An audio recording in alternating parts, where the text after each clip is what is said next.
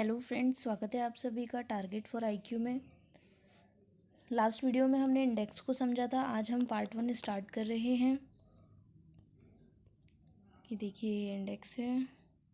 Part 1 में आता है, सेक्शन 1 को हम देखेंगे अच्छे से। इसका नाम है short title, extent and commencement. ये तीनों पॉइंटों को हमने यहाँ पे लिखा है separately. Short title Indian Evidence act 1872 simple है। एक्सटेंट को देखें ध्यान से। इसका एक्सटेंड होल ऑफ इंडिया है। पहले ये था कि whole of India except Jammu and Kashmir, लेकिन अब वो रिपील्ड हो गया है एज़ यू नो। लेकिन मैं उसको एक बार और दिखा देती हूँ। ये देखिए, जो नया एक्ट है, reorganisation of Jammu Kashmir act, उसमें जो 5th शेड्यूल है, central laws made applicable to the union territory of Jammu and Kashmir, इस एक्ट में एंट्री ये 1 2 3 4 इस तरह से एंट्री नंबर 44 में है इंडियन एविडेंस एक्ट। अब ये एक्ट क्या लिखा हुआ है in sub section 2 of section 1, word except the state of Jammu Kashmir shall be omitted. इसका मतलब अब Indian Evidence Act Jammu Kashmir में भी एप्लीकेबल है।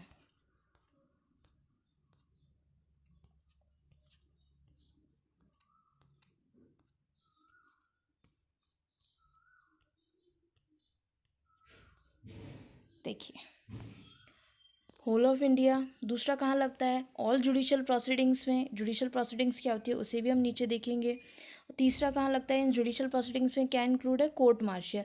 तो ये 3 पॉइंट्स है जहाँ पर अप्लाई होता है होल ऑफ इंडिया, जो judicial proceedings and court martial proceedings. और 3 ही ऐसी जगह हैं जहाँ पर अप्लाई नहीं होता है।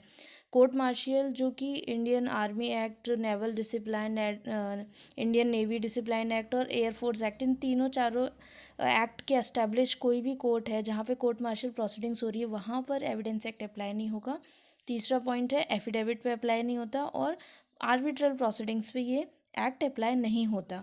तो हमारे पास 3 पॉइंट ऐसे हैं जहाँ पे अप्लाई होता है, whole of India, judicial proceedings and court martial proceedings.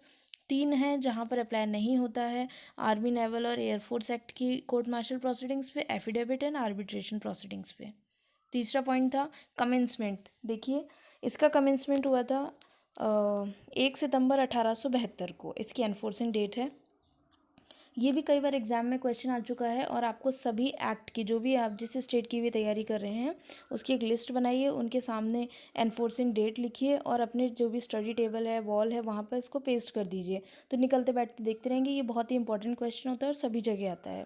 और स्मार्ट स्टडी हम करते हैं तो किस तरह से, देखिए, इंडियन कॉन्ट्रैक्ट एक्ट की सेम एनफोर्सिंग डेट है 1 सितंबर 1872। एक बार याद कर लीजिए और दोनों एक्ट की याद हो जाएंगी। हम इसी तरह स्मार्ट स्टडी कराते हैं, आप हमें ज्वाइन कर सकते हैं। हमारा पेड ग्रुप भी चल रहा है। सेक्शन 2 जो है वो है रिपील्ड। अब ये देखिए क्या होता है फ्रेंड्स। अब एक चीज़ जान लीजिए, जिस तरह घर का स्ट्रक्चर होता है, सिंपल कोई पूछे तो क्या स्ट्रक्चर होता है? एक रूम होगा, किचन होगा, हॉल, वॉशरूम, ये सब होते हैं। लेकिन बड़ा घर है तो क्या हो जाएगा? गार्डन, पूल, गैराज, ये सब चीज़ें। इसी तरह जो बेयर एक्ट होते हैं उनका भी स्ट्रक्चर होता है, parts, chapter, section, schedule, annexure. जो बड़े एक्ट होते हैं उनमें ये सब चीज़ होती है। कोई छोटे छोटे एक्ट होते हैं तो उसके पार्ट्स नहीं होते, किसी में शेड्यूल नहीं होता, ये चीज़ होती है। तो इंडियन एविडेंस एक्ट में जो सेक्शन 2 है वो रिपील्ड हो गया और इसी के साथ एक शेड्यूल भी हुआ करता था ओरिजिनल एक्ट में, वो भी रिपील्ड हो गया 1938 में। ये इसलिए यहाँ पे मेंशन किया हुआ है क्योंकि राजस्थान में जो JLO एग्ज़ाम हुआ था 2014 में, उसमें ये क्वेश्चन आया हुआ था। थर्ड पॉइंट है, अब हम जुडिशल प्रोसीडिंग्स को देखिए। हम यहाँ डिटेल में समझते हैं क्या होती है जुडिशल प्रोसीडिंग्स।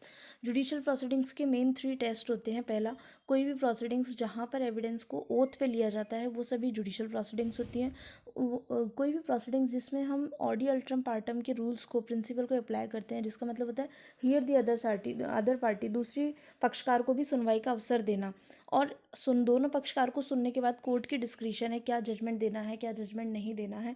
तो ये जो तीनों टेस्ट को पास करती है वो प्रोसीडिंग्स क्या कहलाती है? जुडिशल प्रोसीडिंग्स कहलाती है। और ये किसी भी एक्ट में, ऐसे इस एक्ट में मेंशन नहीं है, ना आपको कहीं मिलेगी, सिर्फ एक ही जगह मिलती है, CRPC के सेक्शन 2I में। 2I क्या बताता है? जुडिशल प्रोसीडिंग्स को। उसमें भी यही बात लिखी गई है, जो भी कोई प्रोसीडिंग्स ओथ पर चलती हैं वो क्या कहलाती हैं? जुडिशल प्रोसीडिंग्स कहलाती हैं।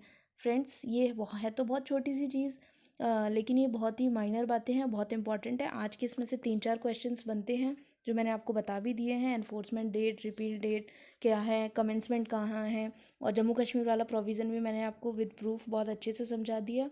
ये देखिए शेड्यूल 5 है और एंट्री नंबर 44 है। ये देखिए, आज के लिए इतना ही। नेक्स्ट वीडियो में हम आगे और डिटेल में स्टडी करेंगे। Thank you.